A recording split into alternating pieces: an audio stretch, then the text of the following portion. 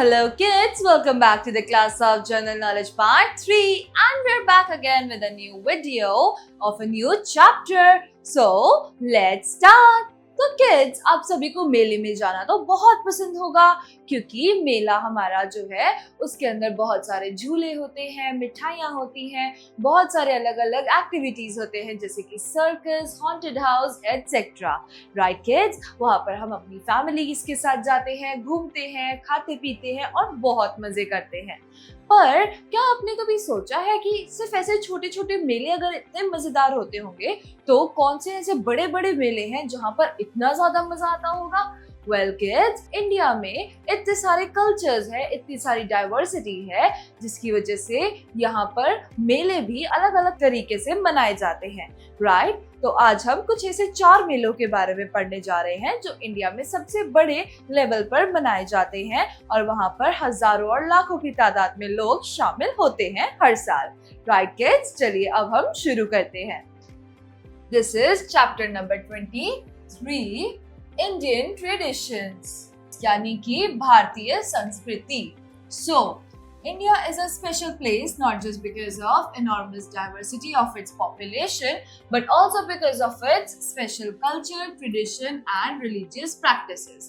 तो kids, India को सिर्फ और सिर्फ उसकी डाइवर्सिटी ऑफ पॉपुलेशन की वजह से यानी कि यहाँ पे लोक संख्या की वजह से इंडिया को नहीं जाना जाता, बल्कि इंडिया का कल्चर, ट्रेडिशन, यहाँ पर रहने वाले सभी रिलीजन्स के लोग और उनके जो जितने भी रिचुअल्स और कल्चर्स होते हैं, इंडिया अपनी इसी यूनिकनेस की वजह से पूरी दुनिया में जाना जाता है। क्योंकि इंडिया इकलौता ऐसा कंट्री है जहाँ पर unlimited number of tribes, unlimited number of religions and caste एक साथ रहते हैं और यहाँ पर अनलिमिटेड नंबर ऑफ फेस्टिवल्स भी आए दिन सेलिब्रेट किए जाते हैं। Right, so some of these traditions are shown in the below picture and identify them using the help list. तो हमें नीचे एक help list दिया गया है और नीचे ऐसे ही कुछ ट्रेडिशनल फेयर्स यानी कि मेलों के बारे में बताया गया है जो हर साल इंडिया में जगह जगह हेल्ड होते हैं और उनके क्या पर्पस होते हैं आज हम वही जानेंगे। तो चलिए शुरू करते हैं, पर उससे पहले हम जानेंगे let me answer. Number 1, Do you know about the religious festivals of India? क्या आप इंडिया के religious festivals के बारे में जानते हैं? And name any 5 religious festivals that we celebrate in our country. कोई ऐसे 5 religious festivals के नाम बताइए जो कि हम इंडिया में मनाते हैं। राइट, और उनके बारे में आप अपनी नोटबुक्स में राइट डाउन कीजिए, जैसे कि होली, दिवाली, क्रिसमस, ईद, गुरपुरब एटसेट्रा। ये सारे हमारे रिलीजियस फेस्टिवल्स हैं और ये अलग अलग रिलीजन से ताल्लुक रखते हैं। ये क्यों मनाए जाते हैं, कब मनाए जाते हैं, इनके बारे में आप इंफॉर्मेशन गैदर कीजिए और अपनी नोटबुक्स में राइट डाउन कीजिए। चलिए अब हम शुरू करते हैं। Number 1, This is the largest camel fair of the world held in Rajasthan. दुनिया का सबसे बड़ा ऊँटों का मेला जो है वो राजस्थान में लगता है। वहाँ पर अलग अलग तरह के लोग अपने अलग अलग तरह के कैमल्स को लेकर आते हैं बेचने और खरीदने के पर्पस से और वहाँ पर अलग अलग तरह के कॉम्पिटिशन्स भी किए जाते हैं और जो टीम्स जीतती हैं वो अपने घर अपने साथ प्राइज मनी भी लेकर जाते हैं, मेडल्स भी लेकर जाते हैं। राइट, इसके अंदर ऊँटों को सजाया भी जाता है, उनको बहुत सुंदर बनाने के लिए उन पर बहुत अलग अलग तरह के मिरर वर्क के कपड़े और वो सब चीजें लगाई जाती हैं जिससे वो सुंदर दिख सके। इसके अंदर ऊँटों का डांस भी होता है और उसके अलावा ऊँटों की रेस भी होती है और ऐसी ही अलग अलग जो एक्टिविटीज होती है वो इस मेले में की जाती है और ये दुनिया का इसीलिए सबसे बड़ा कैमल फेस्टिवल है जो कि एक बहुत बड़ी टूरिस्ट अट्रैक्शन होता है। राइट किड्स, तो हम यहाँ लिखेंगे इस मेले का जो नाम है वो है पुष्कर मेला।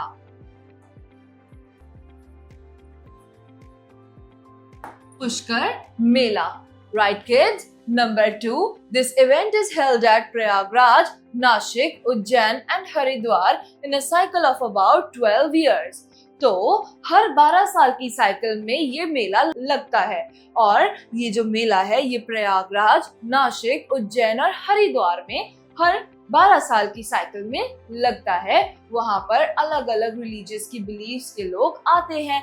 ज्यादातर हिंदू मेजॉरिटी के लोग वहाँ पर आते हैं और इनके अलावा कुछ अघोरीज और ऐसे साधु और ऋषिज भी वहाँ पर दर्शन के लिए हर 12 साल की साइकिल में यहाँ पर आते हैं।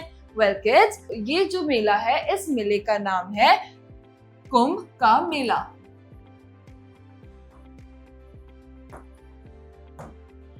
Next, number 3, this centuries-old festival is marked by a grand procession of decorated elephants led by the head of the erstwhile royal family. erstwhile royal family जो है वो हर साल एक एलिफेंट फेस्टिवल निकालती हैं, जिसमें बहुत सारे हाथियों को बहुत खूबसूरत तरीके से सजाया जाता है और उनकी परेड टाइप एक झांकी निकाली जाती है। इस फेस्टिवल को वहाँ के लोग बहुत ज्यादा एंजॉय करते हैं और ये बहुत ही पुराना, एक सेंचुरीज ओल्ड यानी कि काफी सालों से 100 साल या 200 साल पुराना ट्रेडिशन या फिर फेस्टिवल है जो वहाँ के लोग हर साल मनाते हैं और बहुत ही खुशी से मनाते हैं। तो इसका नाम है Mysore Dussehra. Next, number 4, the annual journey to the abode of Lord Shiva. It combines pilgrimage and adventure where pilgrims undertake the most strenuous and sometimes dangerous treks through snowy mountain passes. So kids, ये वो festival है या वो journey आप कह सकते हैं जो कि लॉर्ड शिवा तक हमें पहुंचाती है। लॉर्ड शिवा यानी कि शंकर भगवान। और यहाँ पर अलग अलग लोग अलग अलग जगहों से, अलग अलग स्टेट से आते हैं पिलग्रिमेज यानी कि तीर्थ यात्रा के लिए। यहाँ पर हर साल लोग आते हैं और ये एक बहुत ही एडवेंचरस येट एक डेंजरस टाइप ऑफ पिलग्रिमेज होता है, बिकॉज लोगों को इस मंदिर तक जाने के लिए, इस जगह तक जाने के लिए बहुत ज्यादा ट्रैकिंग करना पड़ता है। पहाड़ों की चढ़ाई करके उनको वहां तक जाना पड़ता है। इसमें उनको काफी दिनों का समय भी लग जाता है और लेकिन उस समय वो लोग भक्ति और पूरी ही श्रद्धा के साथ वहां तक जाते हैं। तो इस चीज का नाम है, इस एक्टिविटी या इस ट्रेडिशन का नाम है कैलाश मानसरोवर यात्रा। राइट किड्स, तो ये तो 4 हो गए हमारे ट्रेडिशंस। अब हम पढ़ते हैं इन्फो बिट्स के बारे में।